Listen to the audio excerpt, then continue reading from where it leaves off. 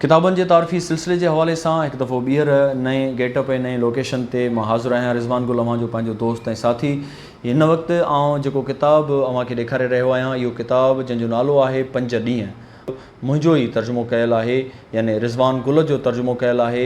ऐं हीअ कहाणियूं आहिनि जग मशहूर अफ़साना निगार सादत हसन मंटो जूं। हीअ किताबु जेके डॉक्टर मोहब्बत अकेडमी कंबर पारां छपराए पधिरो कयो वियो आहे। किताब जो बैक टाइटल सिंधी ॿोली जे नाले वारे लेखक ऐं शेख अयाज़ जी शाइरी ते PhD कंदड़ असांजे प्यारे दोस्त डॉक्टर फयाज़ लतीफ़ लिखियो आहे।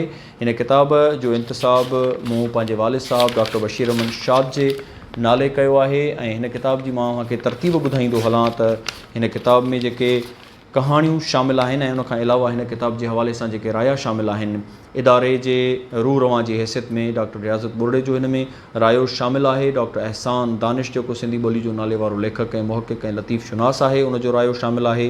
सूंहं भरिया रंग जे उनवान तहत तर्जुमो हिकु फ़न सिंधी ॿोली जे नाले वारे कहाणीकार मोहम्मद हाशिम हामी जो हिन में रायो शामिल आहे।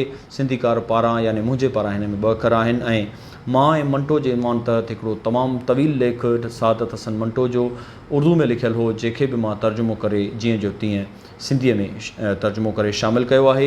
हिन किताब में जेके सादत हसन मंटो जूं जग मशहूर कहाणियूं आहिनि, उहे जेके मां शामिलु कयूं आहिनि, उन में आहे टोबा टेक्सिंग, गोली, ॿूड़नि जे पोयां, खोले छॾ, 5 ॾींहं, सड़क किनारे, फूजो हरामी ऐं गुलनि जी साज़िश।